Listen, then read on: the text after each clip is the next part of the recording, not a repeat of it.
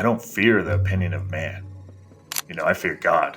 Man, that's got goosebumps, dude. I mean, if you could see that, like, my wife's like, let's pray about it. And we prayed about it. And like, I had complete peace about it. And in my life at this point, and I think when you think about decisions in life, you think about if you follow peace is really, I think, what has allowed me to move forward in many difficult situations in life. When you go through difficult situations, you become stronger mentally, physically, emotionally. You go through these things, it will make you stronger. My wife's smoking hot, so I want to be a hot husband for her. I don't want to be dad bod that's kind of, you know what, you get married, you're like, drinking beer every night, got a beer gut. Like, I don't want that. I want her to be like, man, my husband's hot.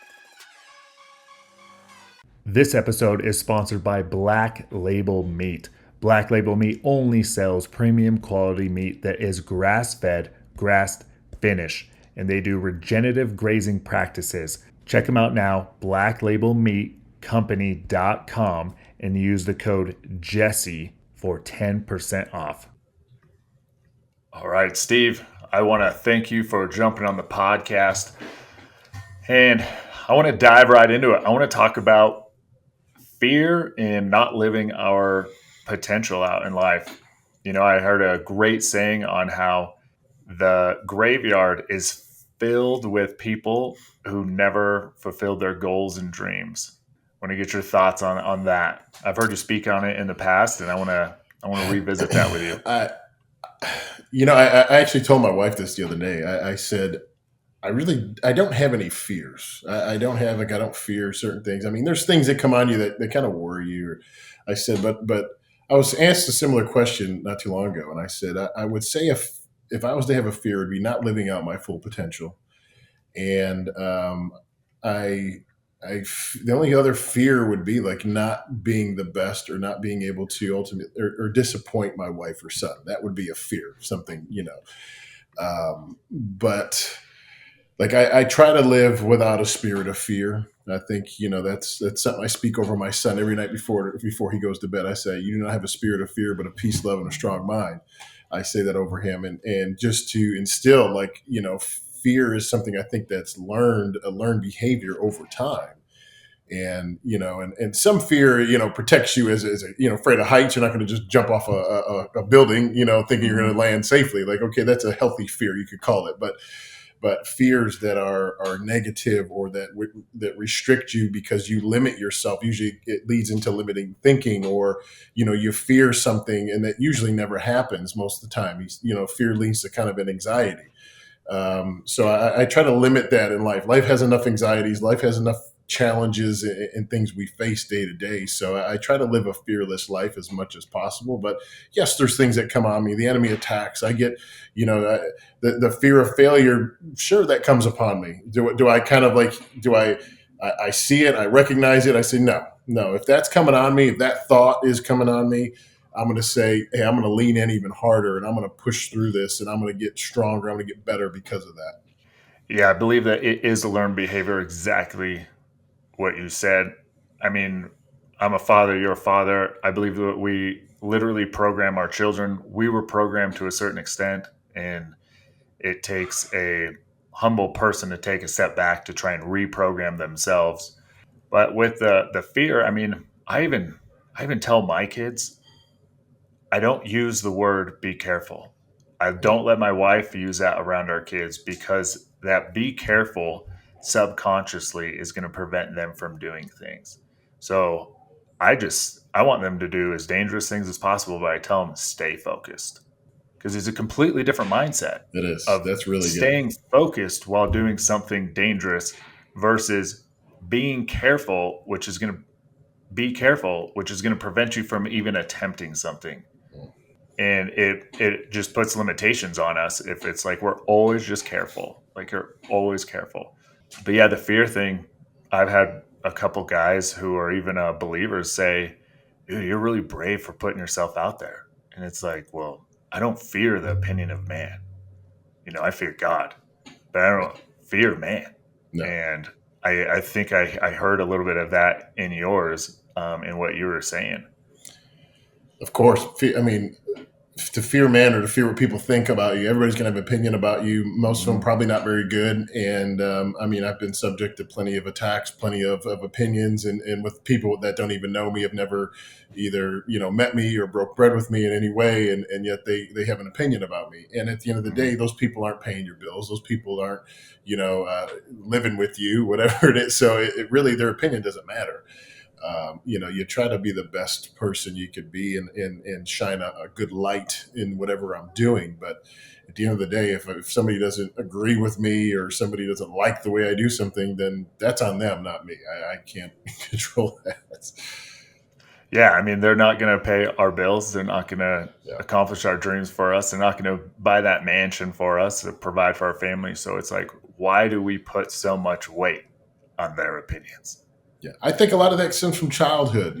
One of my clients I work with, we have amazing conversations when we talk, and it totally goes off topic, goes into like really the psychological things of life and how our childhood leads into a lot of our behaviors. And if you look, like, our parents always, typically do the best they can. Most people's parents do the best they can. I mean, yes, some circumstances people have very hard upbringings and whatnot, but for the most part, like, it's we don't most people don't come from a perfect childhood. But as if you could recognize that as an adult now, I feel like, the things I recognize that I would change how I want to raise my son compared to how I was raised is more, a mindset, a different mindset, a mindset, an abundance mindset, not a poverty mindset, not a fear mindset, Hmm. but an abundance. And I could achieve these goals. Like, I call him a king, I call him a warrior, I call him a champion every Yeah. day.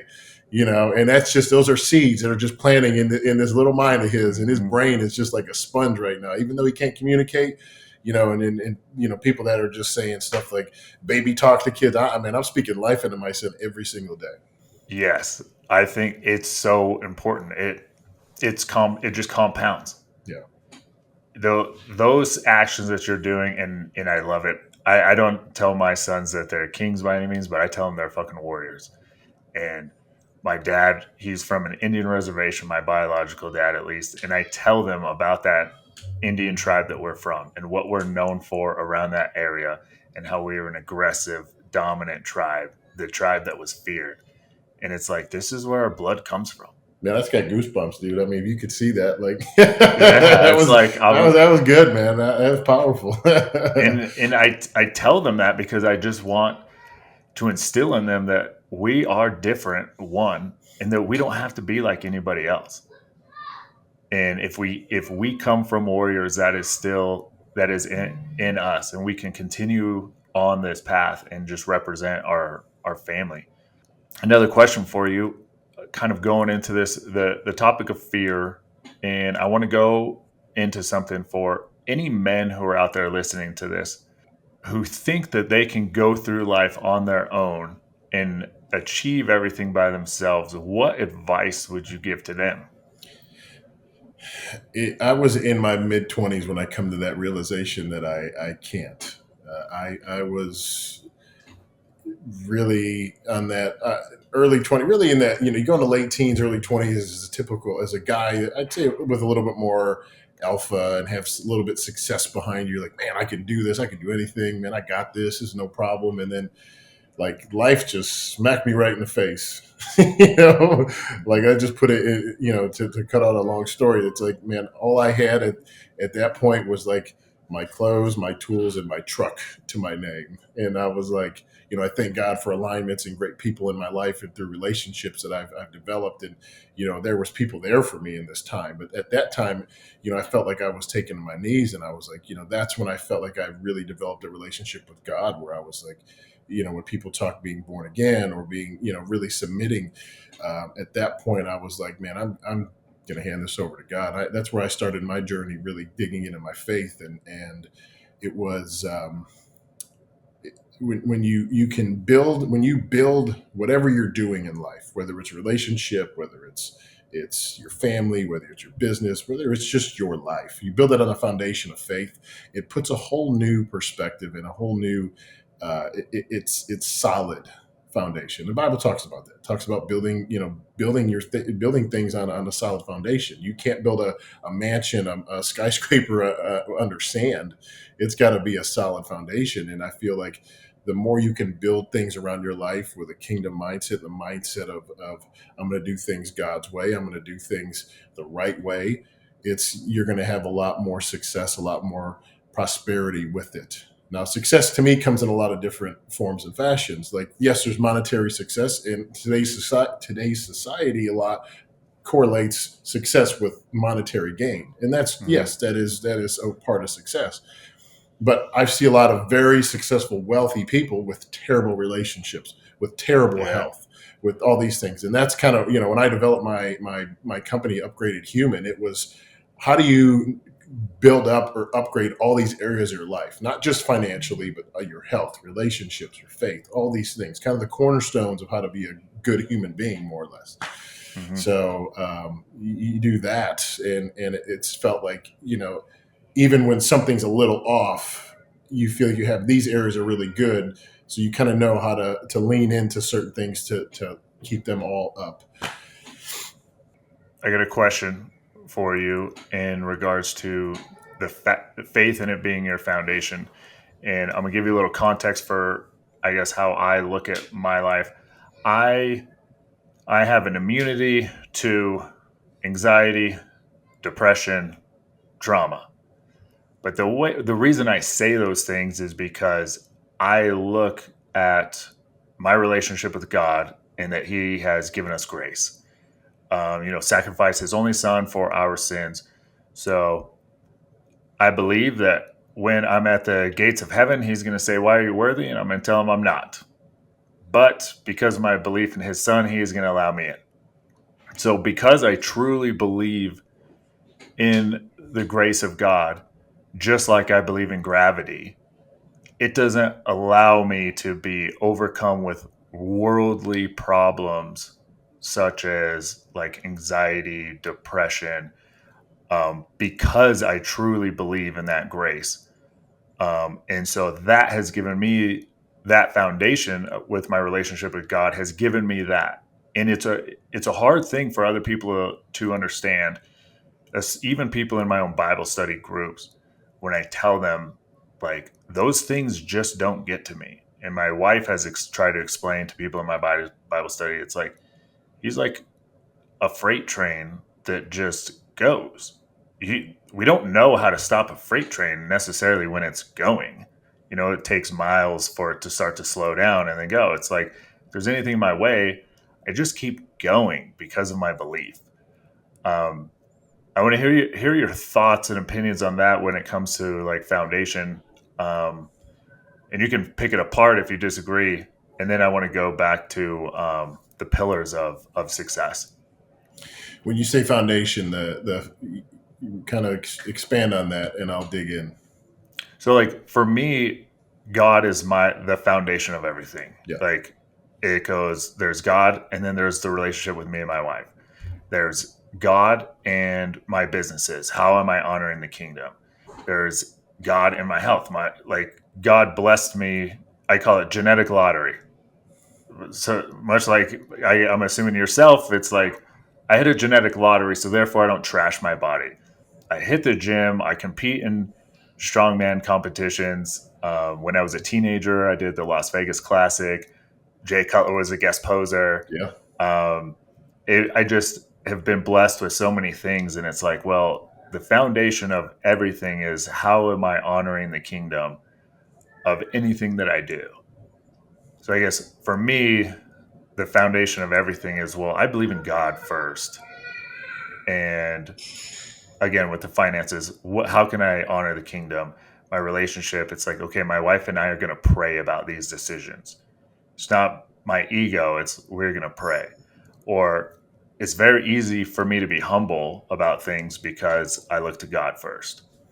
So I guess that's kind of a how I like to talk about the foundation of God in my life, and that's why I don't get overwhelmed with the anxiety, the depression, any of the worldly problems that we constantly see. Yeah. 100%, man. I completely agree. Everything that you say you do, I mean, I do almost to the T similar. Like if there's something that's really pressing, that's a big decision in life, like my wife and I will pray about it. We'll talk about Mhm. how, you know, there was last year when I had launched the upgraded human, that was one of the things we prayed about. It was needing, and as a guy, as somebody that likes things and stuff and toys, I had my kind of baby. I had my '01 Corvette that I worked on and had it like the way I wanted. It was a perfect car, and it was like, we're at a point where I was like, you know what, I need this. We need some money to kind of get this to the next level, and it was like I got an offer on the car just randomly. Like a friend of mine's like, I want that car. Here's a great offer. And I was like, well, I wasn't looking to sell it, but it's like one of those things. Did God put this guy, did God put it on him to like say, hey, I want to buy your car for this money? That the pretty much like everything that I would need to kind of get this off the ground. And sure enough, like my wife's like, let's pray about it, and we prayed about it, and like I had complete peace about it. And in my life at this point, and I think when you think about decisions in life, when you think about if you follow peace, peace is really, I think, what has allowed me to move forward into many difficult situations or hard decisions in life. And the Bible talks a lot about following peace, and that has allowed me to, I want to sell the car? No, but after praying about it and knowing it was the right decision, I had peace about it, and I was like, okay, we'll do it. We'll be a point. We'll buy another one. We'll do it. We'll buy two next time. But right now, it's what I have to do to move forward. So, knowing that if it and it's really and sometimes I don't want to call them disrespect it anyway, but maybe say an early stage Christian, a guy that kind of just coming into his faith, saying, what is this praying thing? How does it work? Mhm. And sure, there's times where you want to hear like a voice, like you're gonna make a phone call. Hey God, how you doing? Like let's could you help me out in this situation? But it's really a lot of finding a place where you're a peaceful place, finding a way that you feel like you could truly communicate and just pour your heart out. And when you do that, it feels like when you can have a talk with your inner self, you could have a talk, lay it out to God, and it feel like when you can have that peace and to be able to communicate that, you'll find answers. Things will come to you if your eyes are truly open to seeing things. When like doors are open, you're like, wow, that opportunity just kind of popped up. It's not by chance. To me, it's like God opened that door. God allowed that to happen, and God's going to close doors that are meant to close, that no man can open or close. And then you realize, wow, okay, God cut that person out of my life. Again, I kind of could relate these things.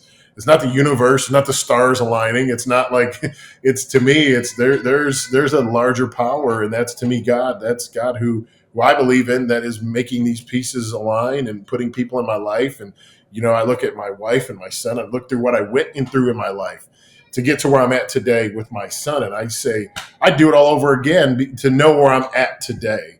The struggles, the hardships, absolutely, they have made me a better, harder person. It's gotten me through these things. Resistance, and this through training and working out. Mhm. You add more resistance, you get stronger, you get more muscle. In life, when you go through difficult situations, you become stronger mentally, you physically, emotionally. You go through these things, it will make you stronger. At some point, it'll make you weaker, but you build up, you get stronger. We work out. The muscle fibers are literally tearing, Mhm. literally, and then growing back stronger, bigger. I guess what is your, and again, this is my podcast, so I just want you to be brutally honest. What are your thoughts on the man today, though, who uses any sort of thing in his past, any sort of trauma, any sort of upbringing and he looks at himself in the mirror as the victim versus using it as that was adversity that I was able to overcome, and therefore it's my advantage. I think choosing the victim route is an easy way out of something difficult. Saying, well, it's kind of like submitting to, well, that happened to my dad was poor, so if I'm poor, it's just the way it is. It's, you make excuses. I'm not an excuse person. The older you get, I think when you have the reality of life hit you in the face, that like at the end of the day, like nobody's going to do this for you. Nobody's going to go through this life and hand you, pay your bills, and you have to put in the work. Hmm. When you're willing to put in the work and work hard work works. You may not always get it right. You may have to do things a few times to try to figure it out. And there's, like you said, there's going to be adversity, there's going to be trials, it's going to get hard. That's opportunity for growth. When you look at it, when you shift your mindset to like, oh, I have to do this, to I get to do this, like that little shift in the way you think, it puts a whole new perspective on it. And I think the culture we're in today, there's just so much information thrown at us with social media and the news and everything. Like, the stuff moves very fast. So we're bombarded with stuff. And especially with, I think there's a big demasculinization of men today. There's a lot of factors on it. They probably go down a rabbit hole. Lower testosterone levels, the chemicals we're all faced with today. I mean, there's a lot of things that's going on in this world, that is causing this. But just a big picture, talking about demasculization of men, and you see, but there's still this fire inside a lot of men that want to have that, but they're not sure how to have it, because I think Hmm. one may not have had a really good role model as a father, and that's okay. May not be surrounded by the right environment, right guys. You may be hanging around with a bunch of losers, a bunch of people, like you become the sum, the average of the five in your room. To me, demasculization of men, it's if you're surrounding yourself with negative people, guys that are, out run around doing drugs, screwing around on their wives, etc., like you're probably going to end up doing that. So like there's simple things that you could do to start kind of leveling up your game as a man. It's like surround yourself with some people you admire or want to if you don't hang around with a bunch of poor dudes if you want to be rich. Try to find some wealthy guys that are successful, and just kind of watch their ways, watch the way they do things. That's going to help level up your game. The way, be around some positive people. A lot of negativity out there. Surround yourself with people that are, you obviously you can't be a negative person if you're being a positive person at the same time. Like it's just Hmm. impossible to be positive and negative. If you're positive, and a lot of people that are in men's groups, church groups, in the gym, even there's a lot of really positive energy within that you can absorb and take that in, and then kind of fill your cup, and then go ahead, fill your cup, and then start filling other people's cups. Be a freaking light out there. Like these are the things, to me, actionable steps you could take to be a powerful man, to be a mighty man in this world. Like that's what we're called, I believe, as men to be. Not to be victims. You play a victim, you're not going to get anywhere in this life. You just make excuse after excuse of why you can't be successful. Like let your actions, and then to me, if you can't figure it out, like that's where you hire a coach. I have three coaches almost at all times, whether it's, I got two business coaches, I have a life coach that I work with on a regular basis. They help me kind of figure out these things, navigate life, because life is Hmm. is crazy nowadays. I mean, most of life, I mean, I don't come from a family of entrepreneurs. I don't come from a family of a lot of success. So it's like I'm navigating these waters that I've never, nobody in my, I can't call my dad and say, hey, dad, like, what should I do with this, hiring this person? Or what should I do with firing this person? Or how should I manage this or that? So, like, when I, going through this life, it's finding people that you can lean on, finding groups of people that will level you up. Those are things you can do to help really build a solid foundation, build who you are as a man up. Another really good saying I heard in my church is like, when a man and a woman come together, they become one flesh. Yeah. When two guys, when a group of men come together, they become one spirit, and that's Hmm. powerful when you think about that. Yeah. I mean, really quick, I got two coaches, business coach and lifting coach. They better be listening right now, and they know who they are. But yeah, everybody needs the coach. And to what you were saying about the men coming together and being one spirit, I saw a great post the other day talking about how masculinity is forged being amongst other masculine men. You're not going to do it on your own. I'm sorry, the mother raising you isn't going to do it. The dad who's in the house who isn't present, he's not going to do it. We need to be surrounding ourselves. with those men, and we can forge that. It's the iron sharpens iron, and we need 100%. yeah, we need more about it. I mean, the demasculization of society. I'm all for going down that rabbit hole because I think it's important, and more people need to hear it, because there are guys walking around in their 30s, let alone 25 or in their teens, who think that they are a masculine man, but don't actually understand what the concept entails. They think just because they're a 30-year-old guy, maybe making $120,000 a year, that's all they need to do. But there's so many more pillars, and I kind of want, this is where I want to go back to that success pillar, because I believe some of those other pillars that you're talking about correlate to actual what masculinity is when you're taking care of these other aspects, not just financial. Because the number one complaint, because I do coaching for men, specifically Christian men who are in relationships, and the number one complaint I get from women, these wives, oh, he's a great provider financially. We make a lot of money. He doesn't lead the household. He's not the one raising our 10-year-old son or 11-year-old son, or we have 4 kids. He's not the one who's necessarily disciplining them. And the root word of discipline is disciple. He's not discipling his children. He just gets pissed. There's no intervention, just full rage. There's just so many factors that I feel like men are missing today, and they just think if they're bringing home the paycheck, they're doing their job.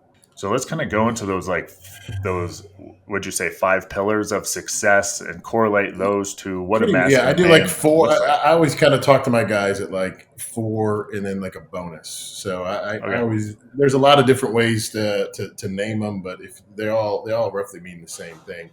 I do 4 F's. I do faith, family, fitness, finance, and then kind of a fifth one is fun, because I feel like in Mhm. life you have to have a little fun to balance out the craziness of life, the stresses of life.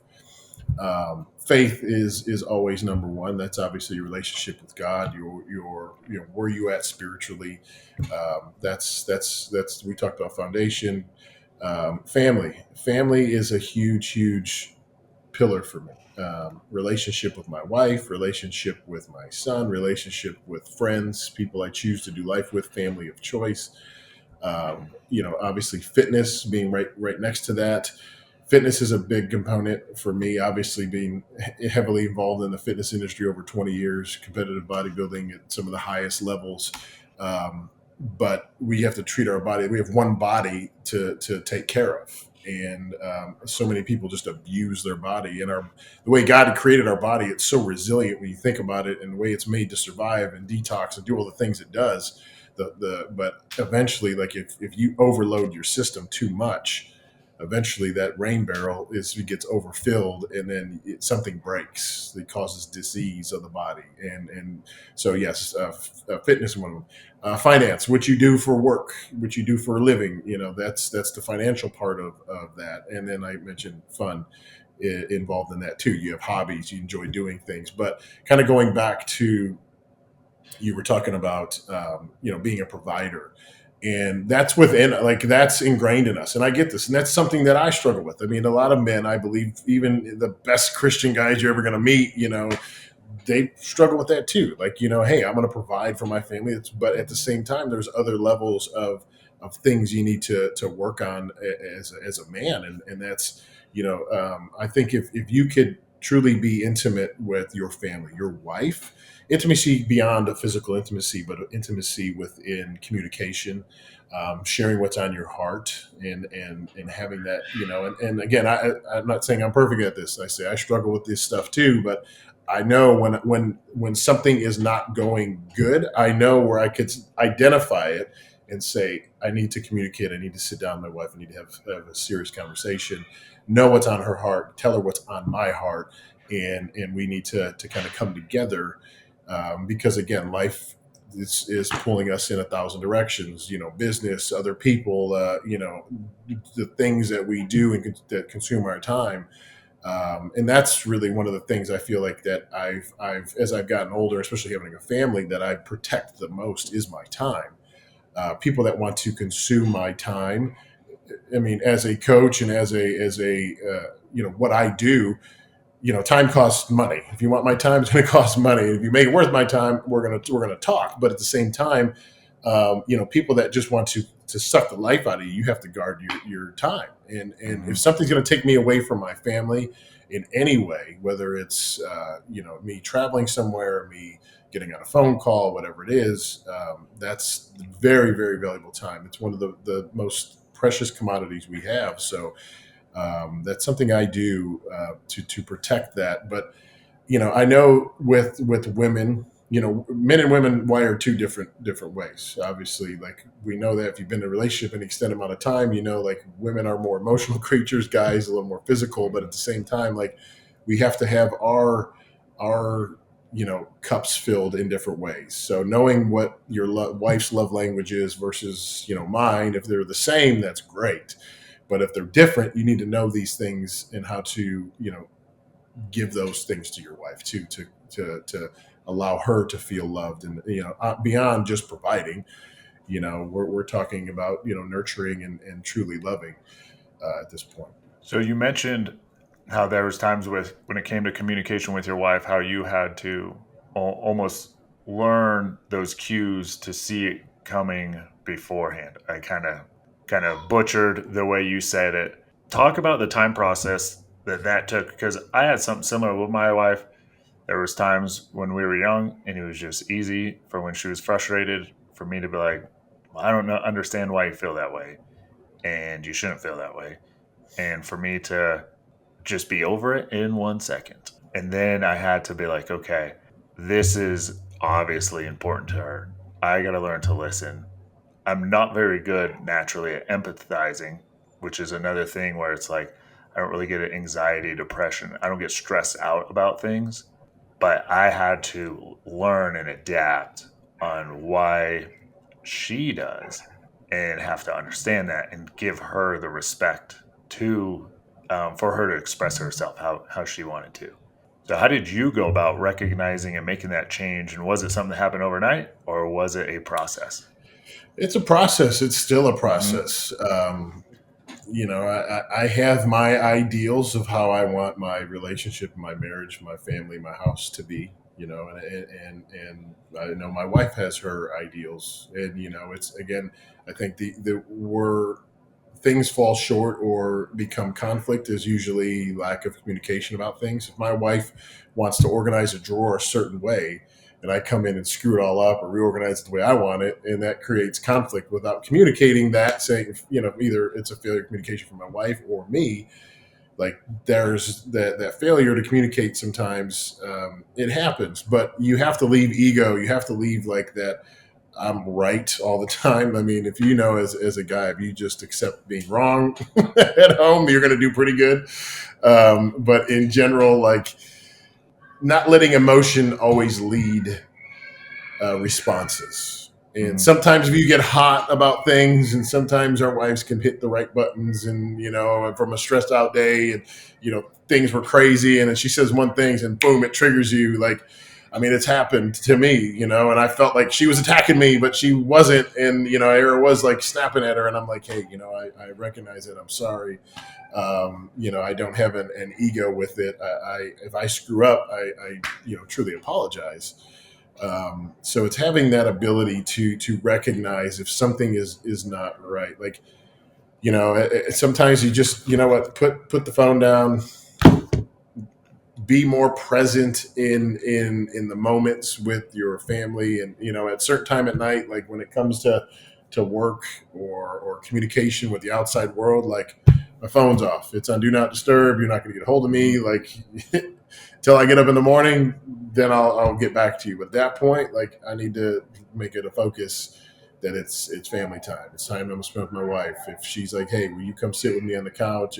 Just to be in next to her, I know she loves that, so I'm going to do that for her. So it's knowing what she needs, providing that beyond just a means of a, hey, I'm going to bring home the bread, and it's Yeah. good. You should be happy about that because you get the life you want. Like I know a lot of guys do that and successfully do that, but at the same time, like we have to give a big emotional component to these relationships with our wives as well. And that's hard for guys. I get it. I get it. You know, like you said, you're not a real like emotional kind of person. You're like, man, we're gonna just keep moving forward. We got this, and I'm that kind of way too. So, you know, understanding with my wife, you know, her needs allows me to try to recognize it. And, you know, I fall short. We have blind spots, and I tell her all the time, like, if I'm not doing something, help me understand so I can do it. Don't assume that Hmm. I know. You know, that's again communicating with her, saying, hey, if I say something that pisses you off, if I do something that pisses you off, and it may not be my intention, but if it does it, communicate that to me so I understand. Don't assume that I do something intentionally. I do it to try, you know, I want to be better for you. Yeah, I often say this joking and serious to men and women. Neither sex are mind readers. Otherwise, the world would be much different. Communication so important, and continuously working on your communication with each other. Dude, that when I first started my relationship with my wife, I was so fucking immature. I would want to win the arguments, and that's never good because then you have a defeated spouse. Okay. Or I would litigate her into submission. I would be like, well, you literally said these words, therefore, and it was just like, again, it kind of goes with the winning. It's just like, even though she may say something, what she's trying to express may be different. What she's emotionally feeling may be different than what she is verbally saying. And it's the part I do partially put it. I There's a big part where I put it on the husbands. It's like we got to be just humble enough to understand those things, and us just work on a communication. If you work on your communication, your relationship, like you said, you guys have been working on yours forever. And sometimes we don't want to hear it. Sometimes we get snapped at. Sometimes we piss them off unintentionally. Yeah. But if the more we communicate, the better it will be. And I just encourage anybody over communicate, over communicate, over communicate, no matter how uncomfortable it is, because it's your spouse. You pick them. Yeah. You got the gift to be with them forever for the rest of your Right. life. So why wouldn't you work on it? Just like I have tiny calves. I'm working them out 4 times a week. If I go in the gym, it's the first thing I do. It's the first thing I do. Why wouldn't I want to work on them? Yeah. Yeah. Speaking of working on the calves, what are your thoughts on a husband and father being in the gym, having that discipline, and what does it set them up for in other aspects of their life? Being disciplined in the gym. Oh, I mean, I think there's been a new, and it's been an evolution over, I'd say, the last 20 25 years, where it's evolved into more and more awareness of the importance of health. Yes, that's been huge. But I think now in the business entrepreneur world, a lot of guys are like, man, if I get my fitness right, I level up my game in the business world like multiple times. Like it's the best Hmm. investment I can make is into myself. Get my health right. I'm going to have more energy, more focus, more drive. I'm going to have more confidence. I'm going to walk in a room and I'm going to be like, I'm going to demand that room, not being this fat slob that somebody looks at and be like, God, that guy's got no discipline. He's got no self control. Like he must be Yeah. lazy. Like that's the immediate reaction, judgment. I mean, because people judge it, and no matter what, you walk in a room. I mean, somebody walks in, looks at me. I mean, sometimes their first reaction is like, "Oh, that dude takes a bunch of steroids." Like, okay, a big dude works out. Like, don't realize all the other things that go into that equation. I don't care, but at the same time, like they recognize, like, yeah, that dude's got a really cool physique, more or less. Hmm. So, Hmm. um, but to me, it's I want to be. I think our bodies were able to show some of our fruit. Like you have a fruit of Yeah. hard work and discipline and self control, and you could commit to stuff, and so you're able to do that, and it's not just one time and I look like this. This is a daily action item that I have to do in order to look this way or to be a certain way. So you have the consistency behind your actions. It's not a one time thing.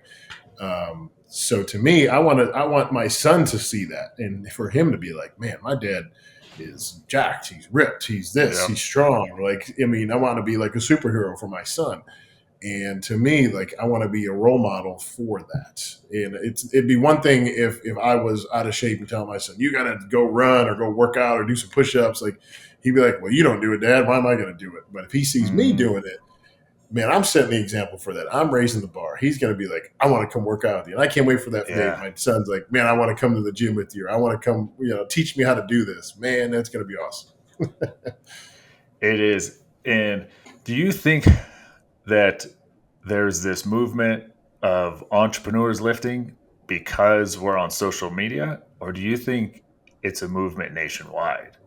I think it's a movement nationwide. I know I've been involved in a lot of high level entrepreneur groups with Okay. people that barely have social media but have Hmm. super successful businesses. And I think when like Andy Frisella came out with 75 Hard, that gave people Yeah. like more or less something to follow. And when you can create a plan and you set a goal and you have realistic goals, and it's not like, where do I want to be in 3 years? And I got to, do, when you kind of have segmented off into like 30, 60, 75 days, Yeah. it becomes very attainable, and then you hit that goal. And then, but one of the things I was have spoken at many entrepreneur events about fitness and health is a lot of them get to that 76 day and they say, well, what do I do? I kind of get lost. I'm like, okay, I Hmm. accomplished this, now what? So I came out with a little thing. It's like that I kind of I gave to all my clients. I said, I called it day 76. Here's how to live life 365 and Hmm. how to, live a healthy life and not feel like you're limited and you have to do these things. But when you make them daily disciplines of your life, and you feel how much better you feel, you're going to do them. Because when you don't, you're going to be like, man, I feel like crap. I don't, everything just, one thing affects everything, in my opinion. And that goes into like when I do blood work for people and when I look at, if your testosterone's through the roof because you're taking TRT and your estrogen's sky high, well, guess what? Like there's a domino effect to all that because one thing is affecting everything else. So Hmm. that's kind of a correlation that you can make in real life too with a lot of things. So just making sure that kind of goes back to having things in balance and having, being the best in that you can ultimately deliver whatever you're doing. And so for the, what's the compound effect of being disciplined in the gym and how it translates to being a husband or father in your opinion or in your experience? I mean, to me, I'm able to be. I know I have way more energy because of what I do versus Hmm. somebody like that's my age. That I talk to some guys and like, man, 4 o'clock rolls around, I just want to sit down and do nothing all day. Like, I got a almost 1 year old here. Like, I want to have energy for that man. I want to be able to, run around with him and be my best. And by being fit, by being healthy, by eating right and fueling my body with what it needs, I'm able to absolutely hang with him, and I'm going to do Yeah. that, as long as I can. But it is, it's not just, it is getting in the gym is a big component of it. Exercise, absolutely. But you have to look at also like, what are you eating on a daily basis? What are Hmm. you, how's your sleep? How's your supplementation? How's your, all these things play a factor. And that's why if you're lost with that, hire a coach. And, you can get a lot of information online. Yes. But to me, when you can customize to give you what you need, that's whole nother level of how you can level up your fitness. Two sons, myself, and it's like I want to hang with them until the day I die, as long as I Yeah. can. And it's that I don't know what time you go to the gym, but for me and my family, it works best that I'm up between 3:30 and 4 a.m. I do a ruck with my dog, so my dog gets his workout every day. I'm eating, showering, reading, and then I'm hitting the gym, and then I'm usually back before my kids even wake up, or my oldest is just woken up. So it Yeah. doesn't really cause any negative impact on my wife, my family, for just the way it works for us.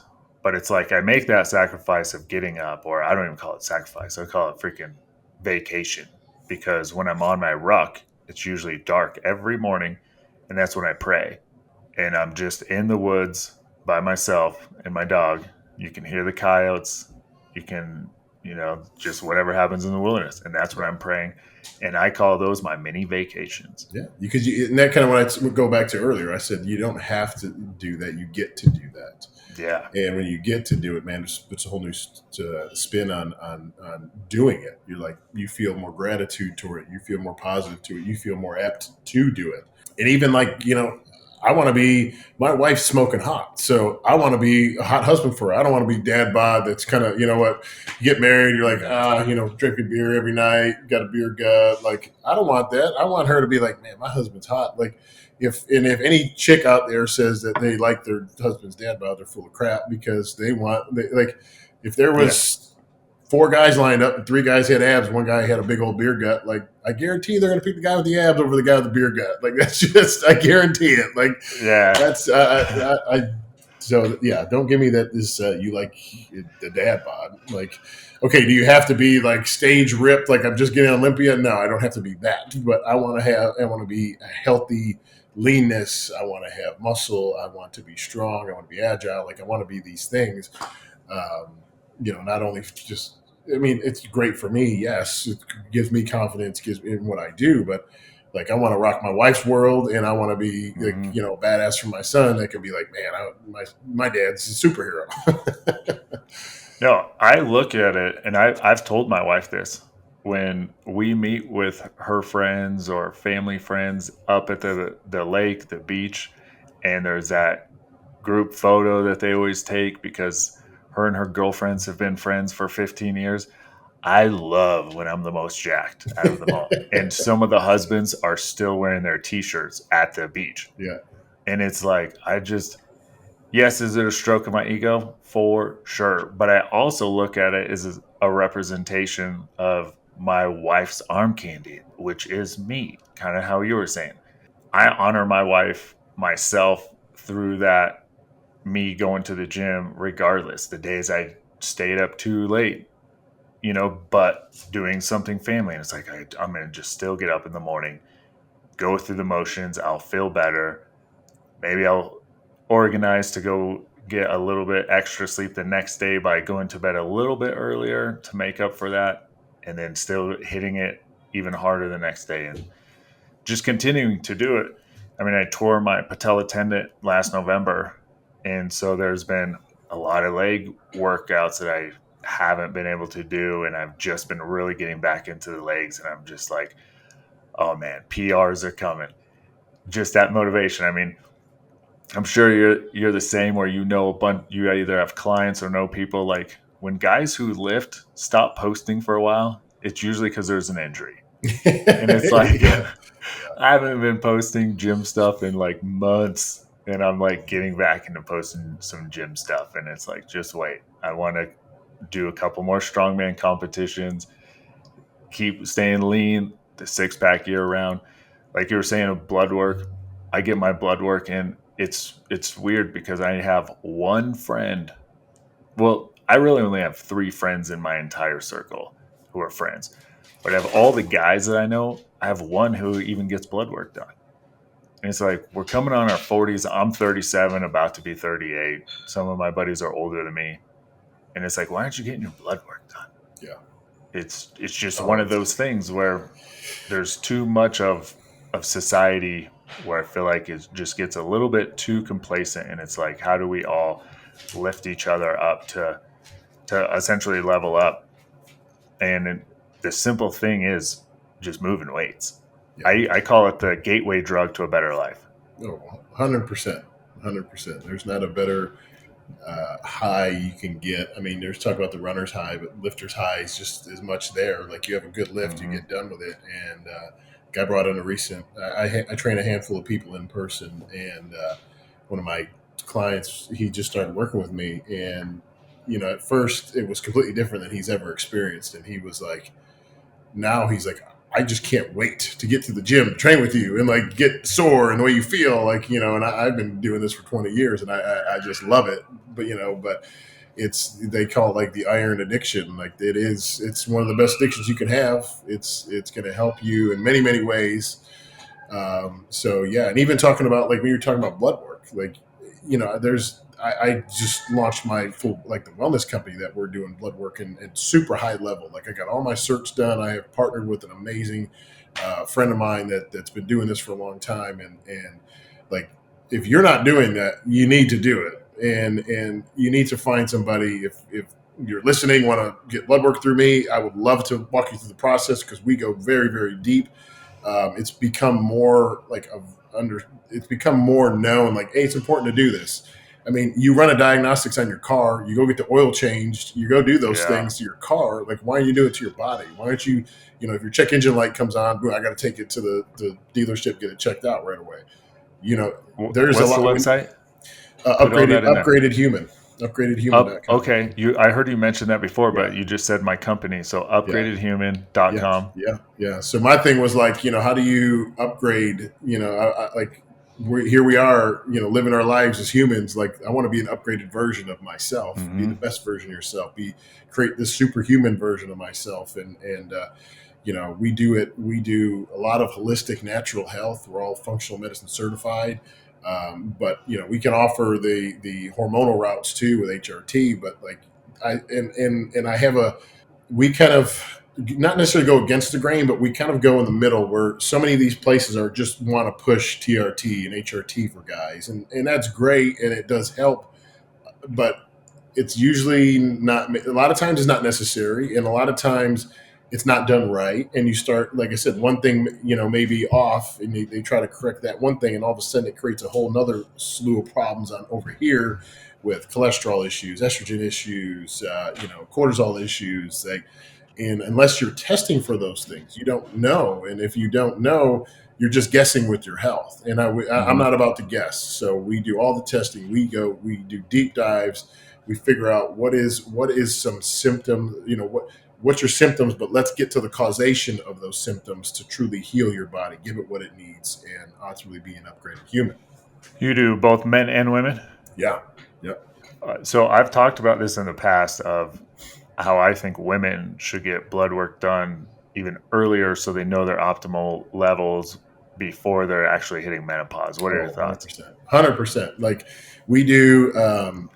And the thing with, and I kind of mentioned earlier about like all the stuff we're putting in our bodies that our bodies Mm-hmm. are fighting off on a daily basis. In women, between beauty products and it was colognes, perfumes, lipsticks, makeup, hairspray, like the amount of chemicals that you're putting on your body on a daily basis absolutely like overloads your system. And Mm-hmm. unless your body is, unless your liver is working perfectly, and unless you're taking the right vitamins and working out and eating perfect, like you're gonna start. There's so many symptoms that people just live with because they're like, oh, I have headaches every day and I'm fatigued and I'm tired, and but this is, I'm 35, so I guess it's normal. Like, no, that's not normal. Like It's their normal. if they're normal, Yeah. like that's not normal. Like you Yeah. should feel like you shouldn't be depending on a medication to get through the day. You shouldn't be having to take, Mm-hmm. allergies pills every day and acid pills every day and energy pills, whether it's Adderall or energy drinks all day. Like that's not normal things and it's not good for your body long term. Like okay, Mm-hmm. occasional energy drink when you're having, something happen, you had to be up all night or you had to get, yes, that's an exception, but to do it every single day, that is not normal, nor is it not healthy. I think you're spot on, and I think more people should talk about this. You got like a few people who talk about this regularly. I actually haven't had anyone on my podcast talk about this specifically. Cognitive function, sleep benefits, sex benefits. There's so many benefits to just like you're saying, getting your blood work done, optimizing Mm-hmm. a whole plethora of different levels. I mean, in a good blood work, you can just see if you're just taking in way too much iodized salt and how that's impacting your cortisol levels. Is your wife really fucking stressed because you aren't providing her with the resources of whatever, or what we were talking about earlier?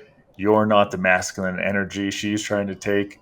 the masculine role in the relationship. Therefore, her cortisol levels are fucking sky high. She's not having sex with you because you're acting like a second child.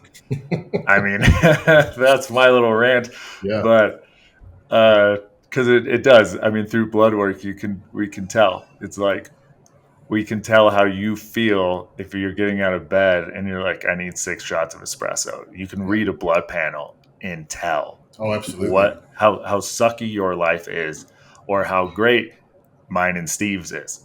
100%.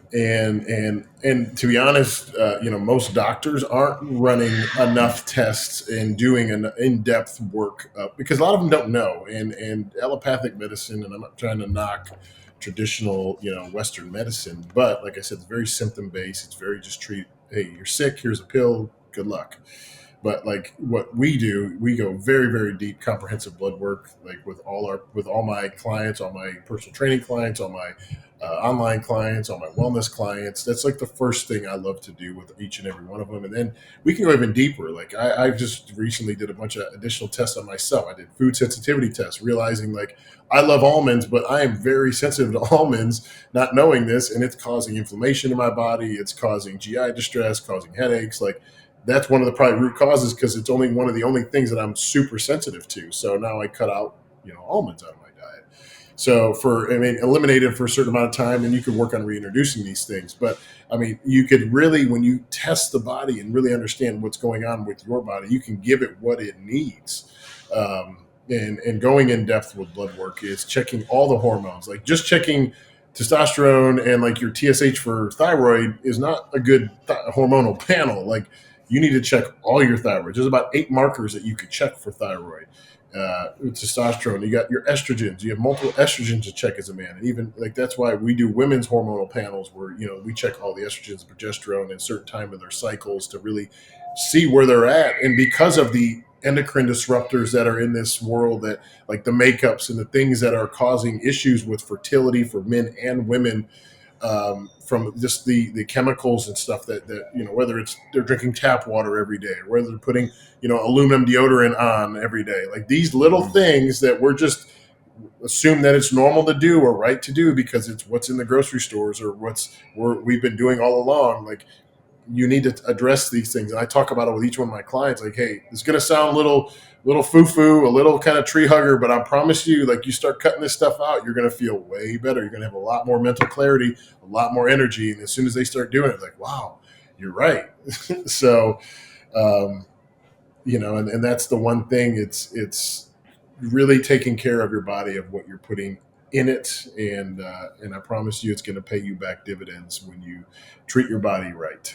And for people listening, every hormone clinic is not the same. No, I have talked to a number of nurse practitioners who can write prescriptions, who do hormones, and they don't have a basic understanding of like a optimal estrogen to testosterone ratio in a male. So they think if they just boost you up to 1200 for testosterone and you have virtually no estrogen in your body at all, they might think that's a good thing. But then your fucking joints are going to be hurting and you're going to be wondering why. And you just don't have a good ratio. And they'll be like, oh, no, we don't go off a ratio. We just go off your total score. Look into upgraded human, right? yep, Upgraded upgraded. Human. Yep. And anybody can always reach out to me. Yeah. That's something they're interested in, and because I've really it brings a whole new level of value to health coaching in doing this stuff, this testing, and a lot of it. It's a shame that majority of it is not covered by insurance. It's just because we're actually doing health care versus sick care. Like Yeah. most care in the United States is sick care. Oh, you have diabetes. Here's the shot you should take. Well, diabetes is very curable if you really do a few of the things: eat right, work out. We could take some supplements to correct some things. I've had numerous people come to me where their doctors, said, they did their yearly exam, their cholesterol's through the roof, fasted glucose is high, and they're like, we're going to get you on all these meds because you're pre-diabetic now, and we need to get you on statins and blood pressure medications. And I was like, they come to me and say, can I not get on that? I say, yeah, let's go through this whole protocol. We'll get you on everything. We'll do everything right. And within a few months, cholesterol back to ideal levels, triglycerides ideal levels, fasted Hmm. glucose back into the 80s and 90s. Like, and they go to their doctors, and their doctors are dumbfounded. Like, how did you do that? Like, you're not taking my medication. Well, you don't need to take that medication if you're doing the things you need to do to treat your body right and give it what it needs, because it can heal and repair itself and get back to healthy levels. Man, I want to keep talking about this with you for 5 minutes. Yeah. Really quick, where can everybody find you? Where can they follow you? Socials, etc. Really everything through my socials that I'm on, Instagram, Facebook, a little bit on TikTok, just at Steve Kuclo, Kuclo, and then Upgraded Human is the website that I do my blood work and wellness stuff through. It's our telemed clinic, and eventually we're talking about putting some clinics up here at actual brick and mortars in Dallas. But right now we're all telemed, so that's us. Well, sweet. Steve, I'm gonna have to have you back on the pod in the Oh, we got to future. go deep with some health stuff. Absolutely. Yeah, I mean, I feel like a lot of this we can talk forever.